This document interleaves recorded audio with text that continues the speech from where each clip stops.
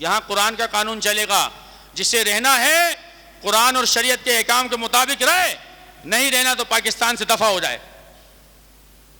मैं गलत बात कह रहा हूं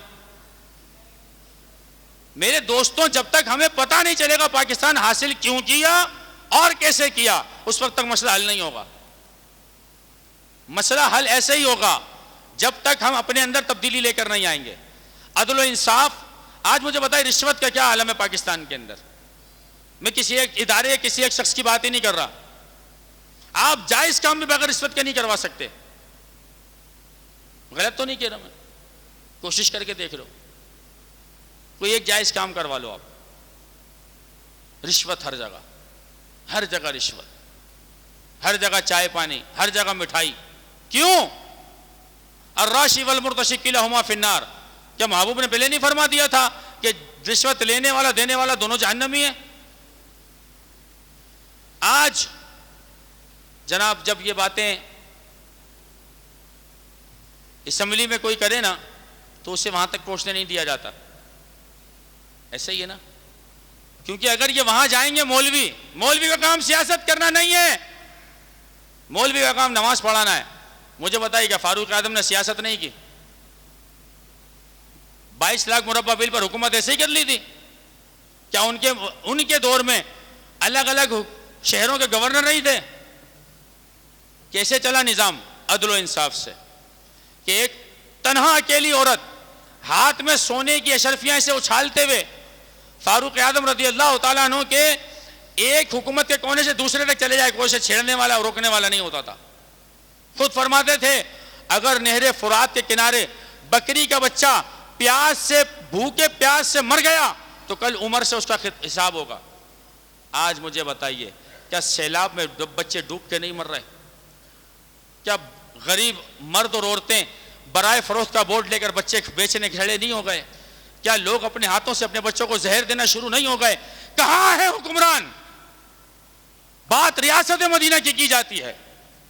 रियासत मदीना, मैंने जो पिछले बयान किया था यकुम मुहर्रम से पहले फारूक आजम रज़ी अल्लाह तआला अन्हु के मौके पर, जब भी यही कहा था कि रियासत मदीना बनाने के लिए अपने नफ्स को मारना पड़ता है। माजरत के साथ जो अपनी जेब से पैसे खर्च करके एमपी एमएलए बनता है वो खिदमत के लिए नहीं बनता, वो इन्वेस्टमेंट करता है। आज 10 लाख लगाऊंगा तो 10 करोड़ लेकर वापसी आऊंगा। गलत तो नहीं कहना ना भाई मैं? ये माहौल बन गया। कोई गरीब आदमी इलेक्शन लड़के दिखा दे, कैंपेन चला के दिखा दे, टिकट लेके दिखा दे।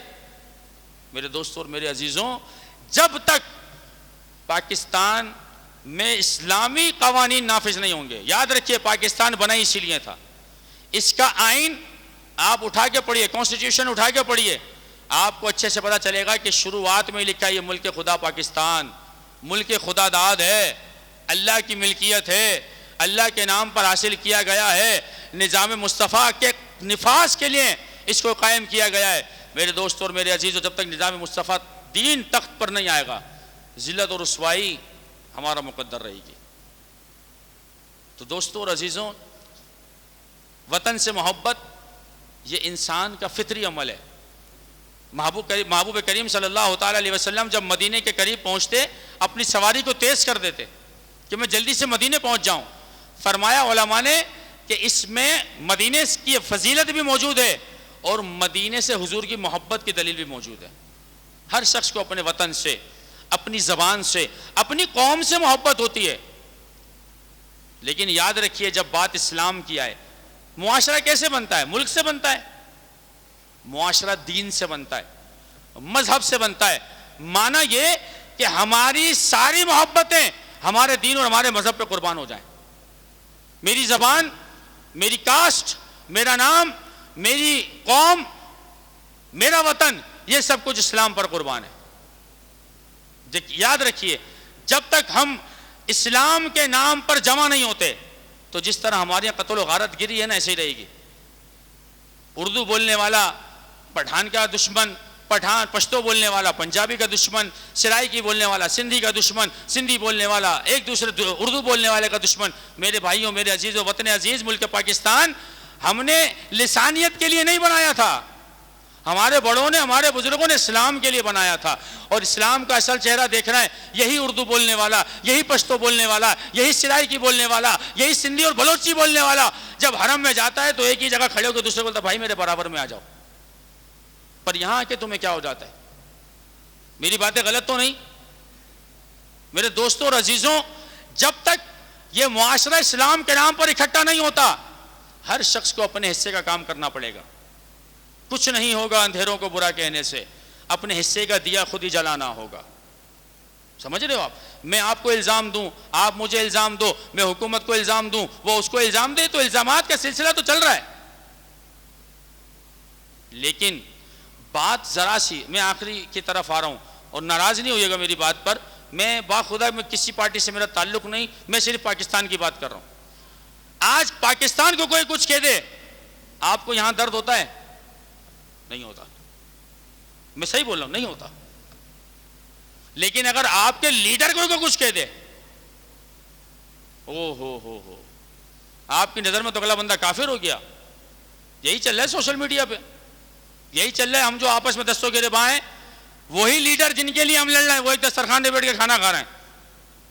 मैं गलत कह रहा हूं तो मुझे बताइए। और हम जनाब अपने लीडरों की मोहब्बत में एक दूसरे से लड़ रहे हैं।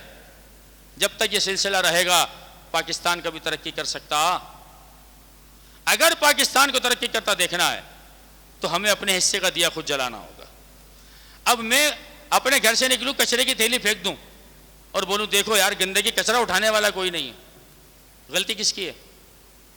पहले मैं तो सही हो जाऊं, जहां डंपिंग पॉइंट बना वहां जाके डाल दूं। घर पर कचरा उठाने वाला आता 100, 150, 200 रुपए देके उसको कचरा दे दूं।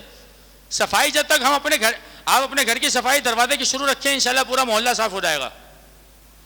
लेकिन ये करने को तैयार नहीं। हाँ हमें ये बड़ा टाइम है, पता नहीं यार हुकूमत क्या कर रही है, टाउन वाले क्या कर रहे हैं, केएमसी क्या कर रही है, कचरा पड़ा हुआ है, कचरा कहां से आ रहा है? कोई और मखलूक फेंक के जा रही है, वो हम ही तो फेंक रहे हैं।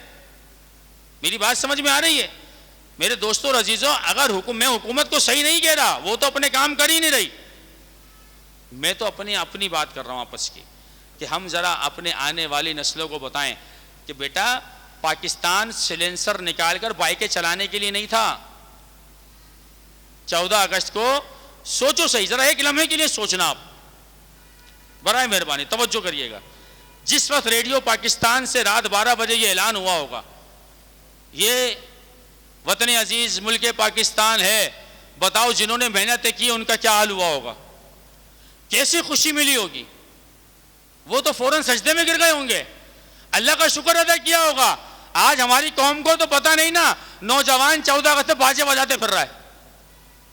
ये देखो आ गई आवाज, और बाप दिला रहा है। क्यों? बच्चा रो रहा था, कल को बच्चा रो के बोलेगा अब्बा जहर दिलाओ, दिला दोगे? क्या पाकिस्तान बाजे बजाने के लिए बना था? पाकिस्तान तो बना था मुसलमान आपस में एक दूसरे की तकलीफ को दूर करें।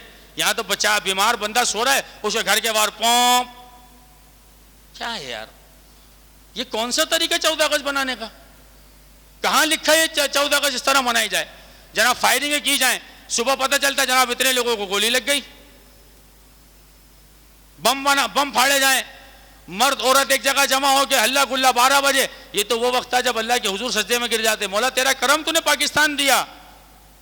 जनाब जगह जगह फायर वर्क्स हो रहे हैं, पता चलता जनाब इतने गोदामों में आग लग गई। नुकसान किसका? मुसलमान का। क्यों? पाकिस्तान की खुशी है। मेरे भाई अगर पाकिस्तान किस तरह बना ये पता होता ना, तो तुम फिर 30 लाख जानों के नजराने, आप वो बेगौर कफन लाशें देखो जो पूरी पूरी ट्रेनें काट दी गई, मुसाफिरों को लूट लिया गया, बेटियों की इज्जत को पामाल किया गया, उसके बाद पाकिस्तान बना है। लेकिन जब तक हम अपने आने वाली नस्ल को ये तालीम नहीं देंगे कि बेटा पाकिस्तान बना कैसे था, उस वक्त तक इनको पाकिस्तान की अहमियत पता चलेगी नहीं। अगर बाजे खरीद के दोगे तो आगे बाजे ही बजाएंगे, ये बता दूं मैं आपको। बच्चा बाप को देखकर सीखता है। अगर आप बच्चे को दिलाओगे, बच्चा बोलेगा ये अच्छी चीज है जब भी अब्बा ने दिलाई है। ऐसा ही है ना? अब अब्बा ने दिला दी, पड़ोस के बच्चे ने देखा, वो भी रो रहा, अब्बा मुझे भी दिलाओ, उसने भी दिला दी, पता चल रहा जनाब वो 14 अगस्त बाजे में भी गुजर गया पूरा दिन। हम 14 अगस्त नहीं मनाते, हमारी नौजवान नस्ल 13 अगस्त की रात मनाती है, ऐसे ही है ना, 14 अगस्त की रात मनाती है। मुझे बताइए, सुबह पाकिस्तान के चैनलों के ऊपर 21 तोपों की सलामी दिखाई जाती है, झंडे चढ़ाए जाते हैं, ठीक है, 1 मिनट के लिए पूरे मुल्क में खामोशी होती है, कोई उस टाइम जाग रहा होता है? क्यों? रात भर हमने रात नाइट मनाई है। और वो जो पाकिस्तान की सलामती की दुआएं हो रही है, परेड हो रही है, झंडे चढ़ाए जा रहे हैं, वो देखने वाला कोई नहीं है। तो फिर हमें पाकिस्तान की अहमियत पता कैसे चलेगी मेरे भाई? आज एक दूसरे पर तनकीद करने के लिए बहुत वक्त है, इसने यूं किया, उसने वो किया, इस जमात ने ये नहीं किया, उस जमात ने वो नहीं किया। मैं आपसे आखिर में पूछना चाहता हूं, एज अ पाकिस्तानी मैंने पाकिस्तान के लिए क्या किया? बस इसका जवाब दीजिए, खुद से सोचिए। मैंने, आप बोलो मैं क्या कर सकता हूं? अगर हर शख्स ये सोचे मैं क्या कर सकता हूं तो कुछ नहीं हो सकता, लेकिन हर शख्स सोचे मैं क्या कर सकता हूं, तो यकीन जानिए कि पाकिस्तान का नक्शा बदल सकता है। मैं गलत तो नहीं कह रहा भाई?